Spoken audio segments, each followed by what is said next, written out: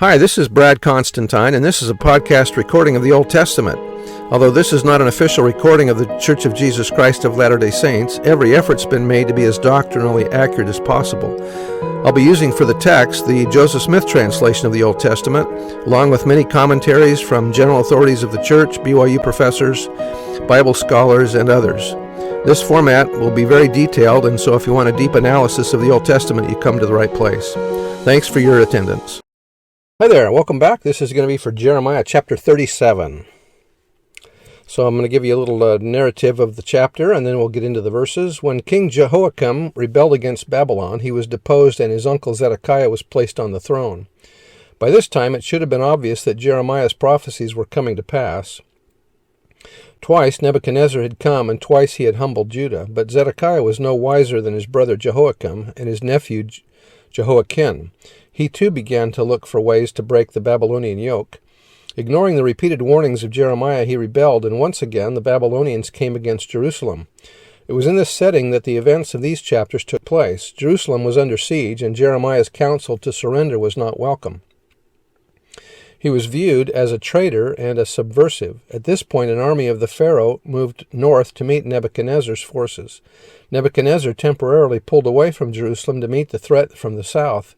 The hopes of the Jews soared, but again Jeremiah dashed them to pieces. He prophesied that the Egyptian army would return to Egypt, and that the siege would be reimposed.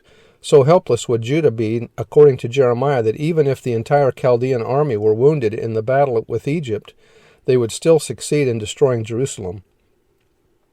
During the time that the siege was lifted, Jeremiah decided to return to the land of Benjamin, probably to visit his hometown. His enemies seized this opportunity to make their move.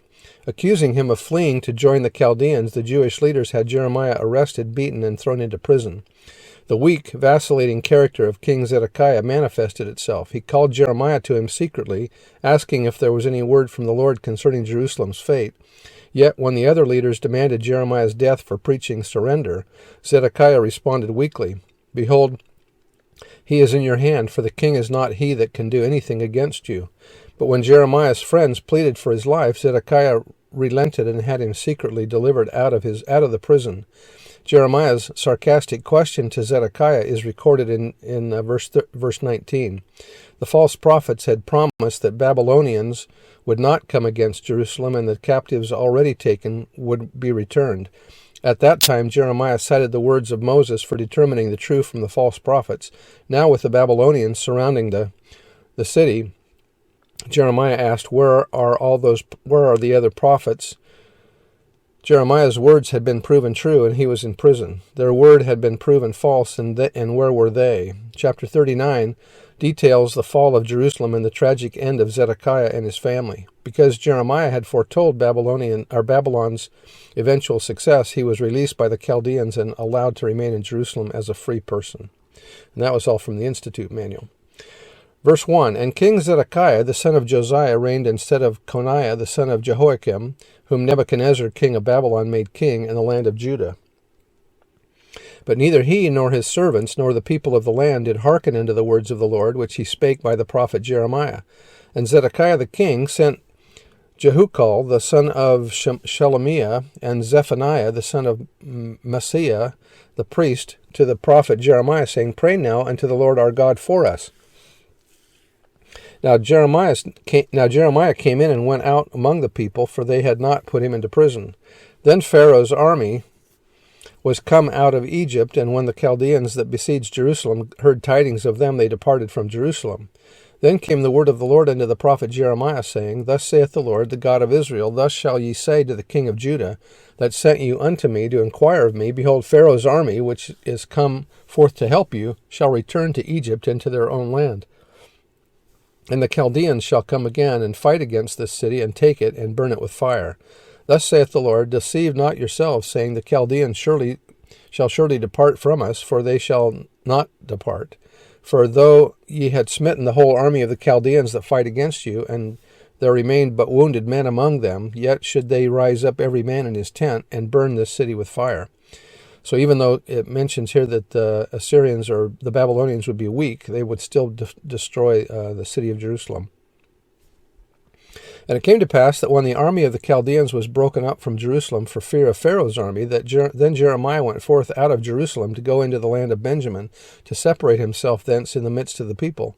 And when he was in the gate of Benjamin, a captain of the ward was there, whose name was Arijah, the son of Shelemiah, the son of Hananiah, and he took Jeremiah the prophet, saying, Thou fallest, or art destroying away to the Chaldeans. Then said Jeremiah, It is false, I fall not away to the Chaldeans, but he hearkened not to him, and Urijah took Jeremiah and brought him to the prison, or to the princes.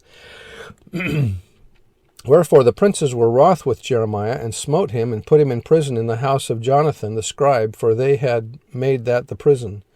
And Jeremiah was entered into the dungeon, and into the cabins, or cells. He remained there many days. In 1 Nephi 7 it reads, For behold, the Spirit of the Lord ceaseth soon to strive with them, for behold, they have rejected the prophets, and Jeremiah have they cast into prison, and they have sought to take away thy life, or the life of thy father, the life of my father, insomuch that they have driven him out of the land. And then down to verse 17, Then Zedekiah the king sent, and took him out, and the king asked him secretly in his house, and said, Is there any word from the Lord? And Jeremiah said, There is, for, said he, Thou shalt be delivered into the hand of the king of Babylon. Moreover, Jeremiah said unto King Zedekiah, What have I offended against thee, or against thy servants, or against this people, that ye have put me in prison? Where are now your prophets which prophesied unto you, saying, The king of Babylon shall not come against you, nor against this land? Jeremiah is asking a sarcastic question here. Therefore hear not, I pray thee, O my lord the king, lest let my supplication, I pray thee, be accepted before thee, that thou cause me not to return to the house of Jonathan the scribe, lest I die there. Then Zedekiah the king commanded that they should commit Jeremiah into the court of the prison, and that they should give him daily a piece of bread out of the baker's street, until all the bread in the city were spent. Thus Jeremiah remained in the court of the prison. So he's not actually in prison, but just in the court of the prison. I guess that's being in prison, isn't it? In Omni, it says, Behold, it came to pass that Mosiah discovered that the people of Zarahemla came out from Jerusalem at the time that Zedekiah, king of Judah, was carried away captive into Babylon. And then in Helaman, now the land south was called Lehi, and the land north was called Mulek, which was after the son of Zedekiah, for the Lord did bring Mulek into the land north, and Lehi into the land south. And now will ye dispute that Jerusalem was destroyed? Will ye say that the sons of Zedekiah were not slain, all except it were Mulek? Yea, and do ye not behold that the seed of Zedekiah are with us, and that they were driven out of the land of Jerusalem? But behold, this is not all.